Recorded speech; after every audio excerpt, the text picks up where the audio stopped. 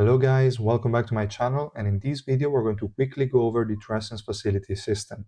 I'm going to share with you some different setups you can try and replicate, and I'm going to show you how I go about re-rolling my own Trescence facility. I already made some guides on this topic in my channel. You can find them fairly easily. I think they are a few months old. And as you can see here in the middle, I also have a spreadsheet page on the topic. I will say since the last videos, I added this last setup you see here at the end, and that is the one I'm re-rolling for here on my free-to-play account. And I'm going to go over all of them in a second. First, I wanted to quickly mention what you should do as soon as you unlock the Trescence facility and what the Trescence facility does. So for what it does, it is basically giving you stat to a certain type of unit. The Intelligence Trescence facility will give stats to mages and support units. The Dexterity one will give stats to ranged units and assassins, and the Strength one will give them to tanks and warriors. That's the only difference between the three. They can all roll the same exact stats. There is no other difference. The first thing you want to do in the Trescence facility is to unlock the second and third pages. At the beginning, you will only have access to the first one, and you need 3A rolls in every single node before you can access the second page. Once that's done, you're good. You will never lose access to the other pages, even if you re-roll one of these nodes. So that is your first priority. Lock every single A you find in the first page. As soon as you hit Awaken, you're good. You don't have to worry about A rank rolls anymore. You can just settle for some B ranks. But more on that once we start actually re-rolling on my account. And yeah, that's all I wanted to quickly mention about how this system works.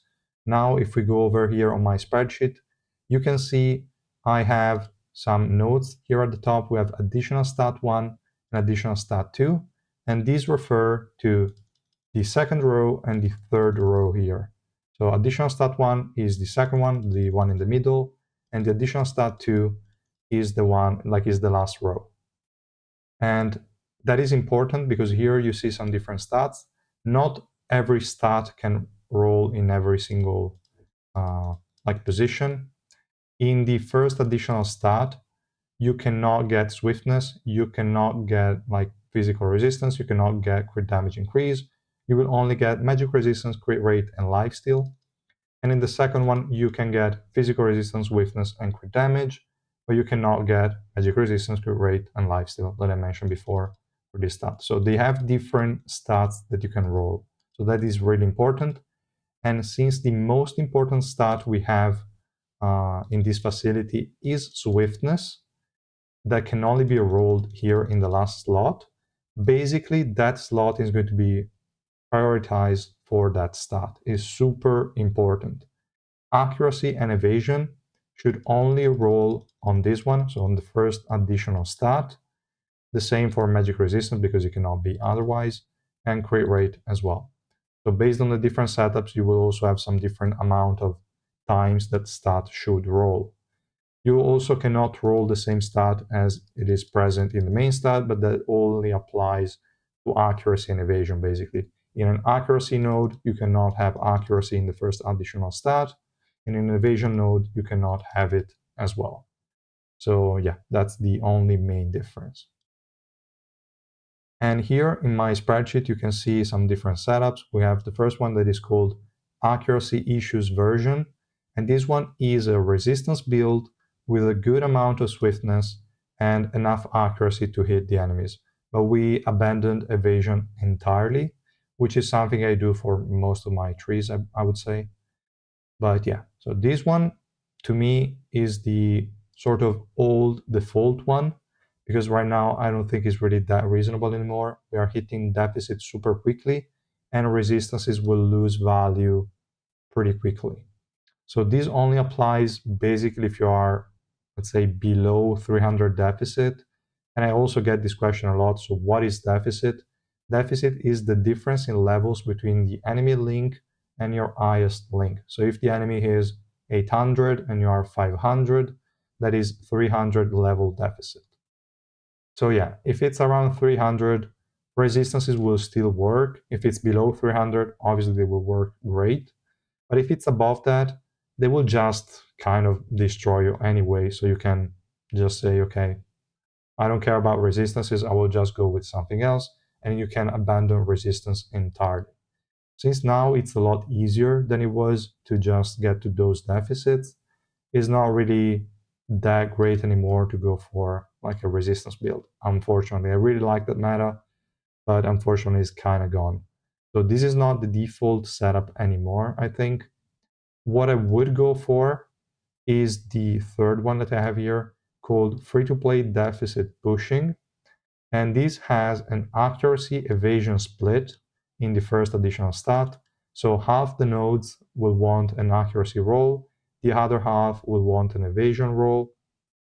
These, as I wrote in the notes, can vary depending on whether this evasion is actually useful to you. Because even if you add these, like let's say 258 evasion to your number, and you see that it's still below the enemy accuracy, then you can abandon it entirely and you can go for more accuracy. On the other hand, if you don't have enough accuracy with this split, maybe you have enough evasion, but you don't have enough accuracy to hit the enemies, it's better to sacrifice some evasion in favor of additional accuracy rolls so that you can start hitting the enemies. But yeah, this one you will have to find the balance on your own to decide how much of one you want compared to the other. That's kind of the general idea. Then we have swiftness. For every single node, I just placed 24 rolls of swiftness. So all of the Trescence facilities will want max swiftness here. You could still go for some resistances, but again, if your deficit is too high, it will really not matter. So kind of wasted. And yeah, this is just a super easy and simple setup. For dexterity, I also added some crit rate rolls. There might be some units that can use it because ranged units don't get crit rate by default. Some of them do via via their kit or revolution or whatever, but others don't. So usually it's not too bad, but not needed. You can just stick to more evasion or accuracy. That's kind of the idea. Then we have the PvP or whale option. This one is just full evasion to try and dodge as many hits as you can. I don't even know if it's that accurate anymore, to be honest. It's just, yeah, just a normal tree that I think could be run, but it's really, I'm not really into PvP that much, if you know me. So for this one, maybe refer to other people. I have no idea what the best one is anymore. It used to be this one, but now I'm not so sure. So yeah, this is the setup I will go for in this video. And let's have a quick look at what I do when I do the rerolling. So basically, I look at the worst nodes that have something that I don't give a shit about, like this one. This one has attack and physical resistance, but it's only a D roll. We'll just do auto change. We'll go for the first one. I will stop at B. We go accuracy, evasion. And here, to be honest, since I'm still starting out, I will also add magic resistance because it would still apply. And in the meantime, if I get it, it's not like I'm going to, I don't know, ignore it. Okay, in this case, we only got an 11. It's kind of weak, but what I do usually when I get a roll that is acceptable, I just close it and move to the next node. This one as well, we have a 15. This one I will actually lock it. And I move to another one. Because first I want to get at least one good roll in every single node. That's because it's just cheaper. You only pay 100 if you don't lock any stat, and that's what I want to do. Okay, here we're also quite good. We have two stats that I care about. This one is fine. This one is also fine. This one is also okay, even though I'm not really going for physical resistance, but swiftness is one of the most rare rolls that you have. Then here we have accuracy, that's fine. Here we have physical resistance, okay. Swiftness. Here we have a really good accuracy roll. This one we have accuracy, damn it. Evasion and physical resistance, quite an high roll. So we can re-roll some of this. Here we have dog shit. Also, it's important to note that flat stats So like this HP percent, like, sorry, not HP percent, but HP flat is worthless because this one does not scale with links. So it doesn't matter how much you get. An A or a D roll are exactly the same shit. Now here we go, and we go accuracy, evasion again. Let's also add magic resistance just in case. Then we go here, swiftness and physical resistance. I ignore everything else, I don't give a shit. And we go for the reroll. Here we got an A, but we don't care. 269 magic resistance is fine, I will keep it. Let's move on. This one, to be honest, has evasion. I don't really want to roll it, even though it's in the wrong position, but I will skip it and go for some other weaker nodes. This one also has a really good physical resistance roll, so we'll keep that. This one is also quite good. We have a super low accuracy roll, but we also have evasion, so we'll leave that there. This one also already has evasion. I'm going to lock that. And here we have a 20 accuracy. I don't want to roll that either, so we're not going to do that. 16 accuracy in the right slot, 20 accuracy in the right one. Damn it. Okay, so basically we already have a good stat in every single node, or well, a stat we want in every single node. Now it's the time to do the 200 rerolls, and here it also depends. Because as I mentioned, 100 is a lot cheaper. If you have a node like this 11 accuracy, that now is my probably worst node that I have, I will just do auto change. I will ignore the accuracy for now, unless I get a really good roll. I will still mark it there. But what I want to do is try to get swiftness now. So I will do 100 cost rerolls until I get a swiftness, or like an, okay, I just mentioned it and we got it. So okay, now we have swiftness, good. Now we can do the rolling for the second stat. Swiftness being the rarest one with the lowest percentage, it's important to do the lowest cost possible. Wow, this node is insane.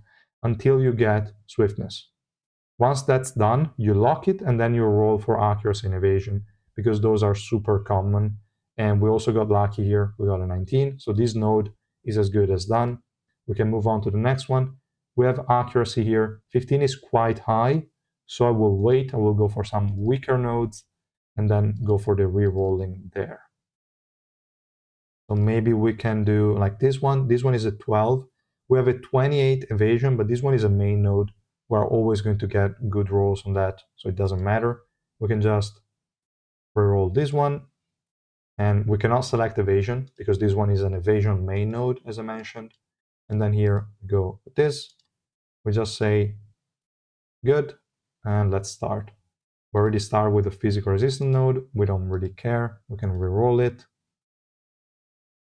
We have a defense, we don't care. Evasion A was quite interesting, but again, let's not worry about that.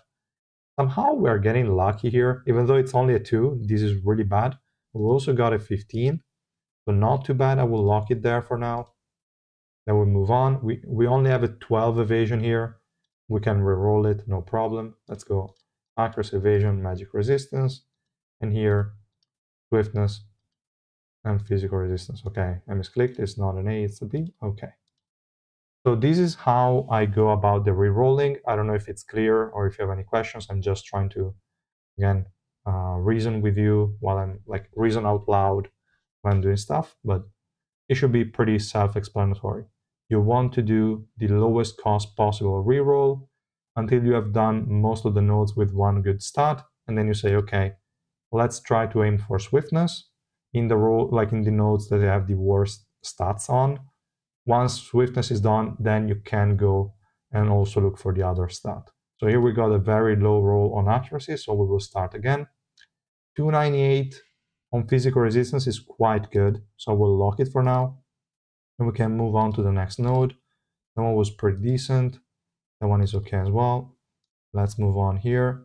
13 accuracy is on the actual average, let's say, but let's say in the lower end. So we're going to reroll this one.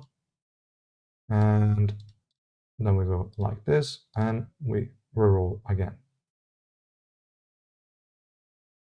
We're going to look for, again, as we mentioned, a swiftness in the third row, and let's see if we are lucky.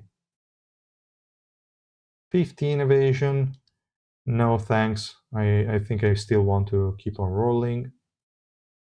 The important thing is that you don't lock that 15 evasion, because that will double the cost of re-rolling, and it's not really that good of an idea. You will get those evasion and accuracy rolls anyway, guys. Don't worry. They're super common. Like, look, we already have back the 15 evasion, so don't worry too much about that. Just, again, wait for swiftness. Once that's done, like this, you go and you roll for the second stat. So let's have a look. We have a 254 magic resistance, not too bad, so we'll keep it. This one, I mean, yeah, we can still look for something else to reroll. That one is kind of fine. That one's kind of trash. This one is only 14. We can reroll it. So we can go accuracy, magic resistance, and swiftness, physical resistance. I always go for B because I want to check all the rolls that we get. And as you can see, this is pretty cheap. Like, it's a pretty cheap way to get swiftness. I didn't, like, I think I had 10k more than what I have now, and we already got some decent nodes out of this strat. It's not too expensive to reroll like this, but again, don't aim for A immediately. A can be expensive. Like, an A roll of swiftness could cost you 200,000 of these crystals. Just, oh, that A could have been interesting, but okay. Just stick to like these low rolls at the beginning, get every node at a good state, and then you can rework them one at a time. There is no pressure, no rush. Just take your time. Also, this one, I think we can also consider this one the last node we're going to reroll. Are not really going to be a lot of changes to the process. It's just this kind of logic applied over and over again. So this is going to be the last one, and then we can wrap up this video. All right, we got a 386 magic resistance. Now, I know I don't need it because it will not help me get these units to 99% resistances, and I will not get them, so I won't keep it. It's tempting, I know, but I will not keep it. Now, this one is also tempting because we also have crit hit rate, even though I don't really care about it, but it's two decent rolls, so maybe we can move on to the next one. Yeah, let's reroll this one and then we're done. I just want another swiftness since we are lucky today, kind of. And now that I said that, I will only get bad luck. But yeah, let's see. Damn it. A low accuracy. Let's go again. Magic resistance 296. Let's keep going. I rerolled it 398, so I'm not gonna keep it 296. 287. Physical resistance. Let's reroll it. 11 accuracy. Let's reroll it. 14 accuracy. Let's reroll it. Let me see. We got his swiftness there, but it was very low. Come on, hopefully we can finish this video early. I don't know. Let's see. All right. Accuracy plus swiftness. Good. So yeah, that's more or less the process, guys. Let me know if you have any questions. Yeah, that's all. Thanks so much for watching. I will see you guys in the next one. Bye.